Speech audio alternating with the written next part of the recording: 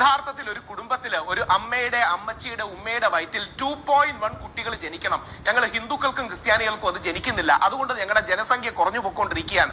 ഈ ഭയവും ഈ പേടിയും ഉള്ളിലിട്ടുകൊണ്ട് നമ്മൾ ഉണ്ടാക്കുന്ന കള്ളങ്ങളാണ് ഈ ലവ് ജിഹാദ്, സ്ത്രീകളെ തട്ടിക്കൊണ്ടുപോകുന്നു, അത് ചെയ്യുന്നു, ഇത് ചെയ്യുന്നു തുടങ്ങിയ കാര്യങ്ങൾ. അവിടെ അതാണ് രാഹുലെ ആ പറഞ്ഞത് പോയിന്റാണ്. നാട്ടുകാർക്ക് പിള്ളേരെ ഉണ്ടാക്കാൻ അറിയാത്തതിന് മുസ്ലിമീങ്ങളെ കുറ്റം പറഞ്ഞിട്ട് വല്ല കാര്യമുണ്ടാ?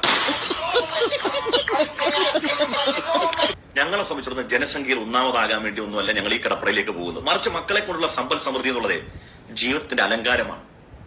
നമ്മുടെ ശേഷി കെടുന്ന സമയത്ത് നമുക്ക് താങ്ങാകാൻ ധാരാളം മക്കൾ ഉണ്ടാകുക എന്നുള്ളത് അതും ഒരു കരുത്തുമാണ്.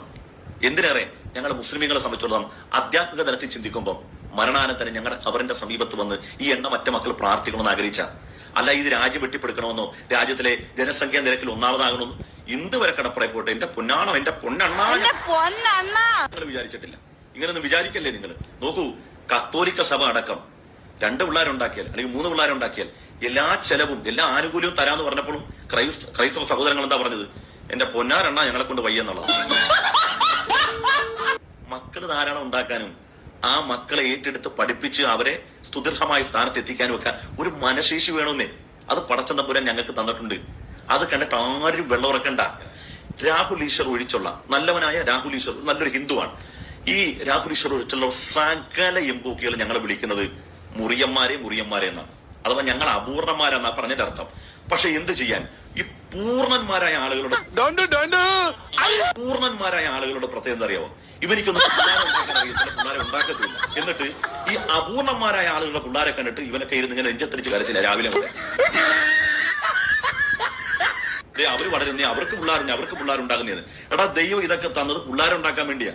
അത് ഉണ്ടാക്കാൻ വയ്യാതെ നീയൊക്കെ നെഞ്ചത്തരിച്ച് കരഞ്ഞിട്ട് കാര്യം. കഞ്ഞിയാകുമ്പോ വിളിച്ചാ ഒരു BHP നേതാവിന്റെ രോദനം കണ്ടില്ലേ? ഹിന്ദു യുവാക്കൾക്ക് പെണ്ണ് കിട്ടുന്നില്ലെങ്കിൽ അന്യ സമുദായത്തിൽ നിന്ന് പ്രേമിച്ചു കൊണ്ടുവരാൻ. ഇവനൊന്ന് പെണ്ണ് പോലും കൊടുക്കുന്നില്ല ആളുകൾ. ഒന്ന് കെട്ടാൻ പെണ്ണില്ല, 2 പെണ്ണും കിട്ടുന്നില്ല. നീ ഒന്ന് കെട്ടുമ്പോ അറിയാം. അല്ലേലും നിനക്കാര് പെണ്ണ് തരാൻ? ജോലിയും കൂലിയിൽ അതൊക്കെ ഇറങ്ങി നടക്കുന്നു. അതിന് ഈ കരയാണ്, നിലവിളിക്കുക. അതിന് ബാക്കിയുള്ള പഴികൾ മുസ്ലിങ്ങൾ അതിന്റെ പേരിൽ ലവ് ജിഹാദ്.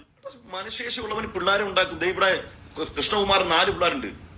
സുരേഷ് ഗോപിക്കുണ്ട് അതേ കണക്കില്. അതുകൊണ്ട് ഇപ്പൊ എന്താ ഇതിനൊക്കെ എന്ത് പറയണം? രാജ്യം പിടിക്കാൻ വേണ്ടിയാണെന്ന്. മേത്തിന് പിള്ളേരെ ഉണ്ടാകുന്നതിനെ കണ്ടിട്ട് പിള്ളേരെ ഉണ്ടാക്കാതെ കലങ്ങിന്റെ മുടി കയറിയിരുന്ന് നിലവിളിച്ചിട്ട് വല്ല കാര്യമുണ്ടാ?